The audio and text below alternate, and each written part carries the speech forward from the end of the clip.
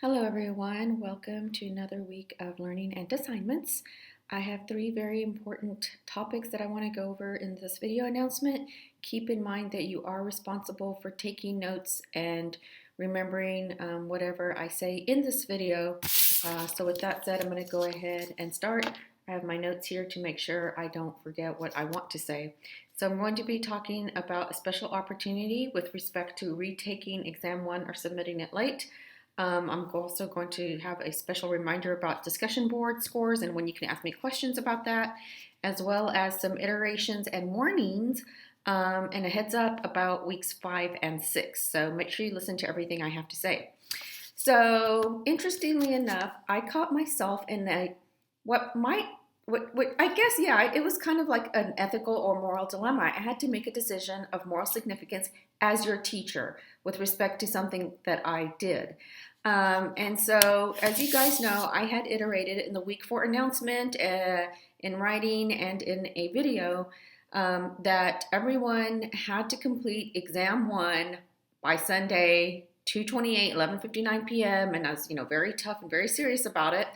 And then I looked at the syllabus. For some reason, something just told me to look at the syllabus because I woke up Monday morning, March 1st, thinking, okay, so I know I told students that I don't take things late with that generally I don't take things late for any reason. I've made some exceptions for week 3 because of the winter storm. And so I was like, well, and of course but I do, as you might or might not remember from the syllabus, say I will take one thing late, just one thing, no matter what, you can submit one thing late. But it's up to you to decide, what one thing you're going to submit late. And then I was like, well, I told them they have to submit exam 1. So what can they submit late then? So then even I had that question. Well, there's basically discussion boards, and I'm pretty sure, and the syllabus said you can't submit discussion board stuff late. And so I was like, well, what is there then? So then, yeah, I went back and checked the syllabus, and I realized that I had a mistake with my memory. So this is just a good case in point that memory is imperfect. It doesn't, and it's not always reliable. So then I realized that technically, if I'm following the syllabus, which is kind of a contract, that technically you guys should have had the deadline for exam 1 was still Sunday. Okay, but you do get to submit one thing late, and that includes that does include exams. So here is what I'm going to offer you. Whether or not you took the exam, I need everyone to listen to this carefully. Oh, and by the way, why was this an ethical decision or a matter of ethical significance and professional significance? Because I thought, well, no one said anything about it. No one said, hey, in the syllabus, you said we could take the exam. We could take one exam late. Therefore, is it really true we have to submit the exam by then? Or, if I gave you a 0 because you did not submit exam 1 by the official deadline, I could have just let you keep that 0. And there's a few of you, so I was very pleased to see that most everybody submitted the exam, but a few people hadn't. And I thought, well, I guess since they're not bringing it up or talking about my exception to take one thing late from the syllabus, I could just let it go. And then, of course, my moral compass kicked in, and I was like, wait a minute, that doesn't seem right. That doesn't seem fair. You provided a syllabus, i.e., I did, I was talking to myself, and in that syllabus, you said that students could submit one thing late, and you told them what they could submit late. And one of those things is the exam. So it's only right to stick to the syllabus, which is a contract between us, or a contract that I put before you and you agreed to by staying in the class. And so then I was like, okay, so then I have another problem. For some of you might have liked or needed a few more days to study and prepare for exam 1, but you went ahead and took it because you took me seriously during week 4 when I said in an announcement and in writing that you couldn't submit it late for any reason. So that's an issue. And so maybe you did it, but you weren't prepared enough, and so you didn't score as well as you'd like. Another issue, of course, is that there are people who didn't get to it, a few, who maybe would like to get to it. And then I'm like, well, I should open up the opportunity for people who did it, but maybe weren't as well prepared as they could be, needed some more time, wanted to use the one-time allowance to submit an exam late or something late that, something acceptable that I allow to be submitted late. So then I was like, well, if I allow some people to take it twice, what about the people who did well and don't want to take it again? And then I also thought, well, students lose points if they make a mistake or they don't notice something, but it's not like you can really take points away from me. I mean, you could put some kind of comment, I suppose, in a professor rating website. So here's what I've come up with. If you took exam 1 and you are satisfied with your score, or you're like, I'm done with that, I don't want to deal with that anymore, then what I can do is I can give you 5 course bonus points for my mistake. So that's a possibility. If you are not satisfied with your exam 1 score, and this is going to apply only to exam 1, this will not apply to any other exams. If you're not satisfied with your exam 1 score, you have till Wednesday, March 3rd, 11:59 p.m. to take the test again, okay? If you do that, then that will count as your opportunity to submit something late.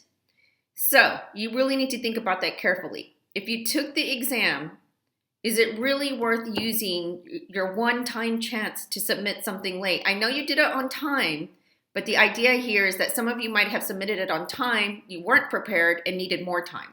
So you can take exam 1 and only exam 1 a second time. But again, if you do that, then I'm going to note in the grade book that you're using your one-time chance to submit something late for full credit. Okay, so then an option to the few of you who did not submit exam 1 is that you can now, if you would like to, go ahead also and use your one-time chance to submit something late. If you did not take the exam at all, like you submitted nothing by the deadline, then you do not get to take it twice. You might see that you have the option to take it twice, but if you did not submit anything for exam 1 via Blackboard and eCampus, then even if you take the exam a second time, you're not going to get the second score. You're only going to get the first score. So let me recap. 1, if you're happy with exam 1, you're satisfied with exam 1, you don't want to deal with exam 1 anymore, there's nothing to do. Go ahead and start working on weeks 5 and 6. I will give you 5 course bonus points for just saying, here's a mistake that I made and can't take points away from me, but you get points taken away if you make a mistake. So here's 5 course bonus points. If that's you want to just move on, you'll take the course bonus points, then you don't need to do anything. If I see that you haven't retaken exam 1 by Wednesday, 11:59 p.m., then during week 6 or 7, I'm just going to add 5 course bonus points, and I'll put a note in your bonus points row in your grade book that I've done that. If you retake the exam, then I will put a note that you used your one-time opportunity to submit something late. You don't have to retake the exam if you don't want to. If you do, you don't get 5 course bonus points, but you do use up your one-time chance to submit something late. If you did not submit exam 1 at all by the official deadline, then it's up to you whether or not you want to use your one-time chance to submit something late. You don't get any course bonus points. And 3, you can only take the exam once. Even if you take it a second time, you will not get the score for the second time. All right, so there's that. So replay this video many times if you need to make sense of this if you didn't get it the first time. Discussion board scores. Okay, so I'm making this announcement because somebody emailed me and said that they wanted to know how they could do better in their discussion board response because they got such low scores. What that shows me is that that student did not follow the week 4 video or did not follow it carefully or attentively enough, or the student did not first read my comments in the grade book for all the items associated with the discussion board, which I go over in the video announcement from week 4. You have to do what I say in the week 4 video with respect to the discussion board rows, comments, and scores, and read all of that and then follow accordingly before asking me questions about your discussion board performance. So if you ask me a question before everything has been done that I said needs to be done in the week 4 video with respect to discussion boards, I'm not going to reply to that email. Okay, so weeks 5 and 6, a heads up. Guys, make sure that as you're working through the weekly folders, that you are reading every single thing I write and that you're following every single second of every single video. Note that weeks 5 and 6 are going to be slightly heavier in workload and the intellectual cognitive demand on your brain. So you're going to need more intellectual perseverance, more deliberately sustained, focused effort. So make sure you pace yourself. I give you deadlines for doing the reading and the study guides. And, of course, you could, in theory, you can put that off and do it at the last minute or not do it at all, because I don't check to see whether you're doing the study guides.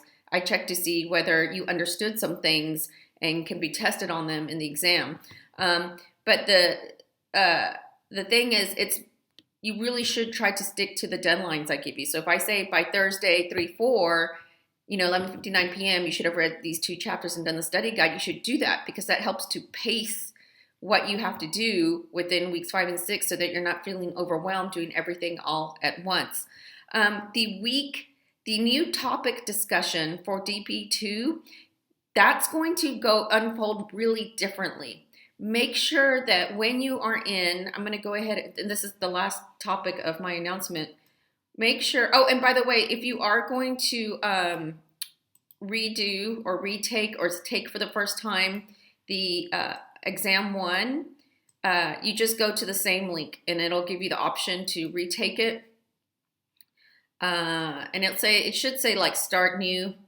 So like it might say start new submission. Okay, but going back to week 5 and 6, I really need you to pay attention to what I'm going to emphasize at this point.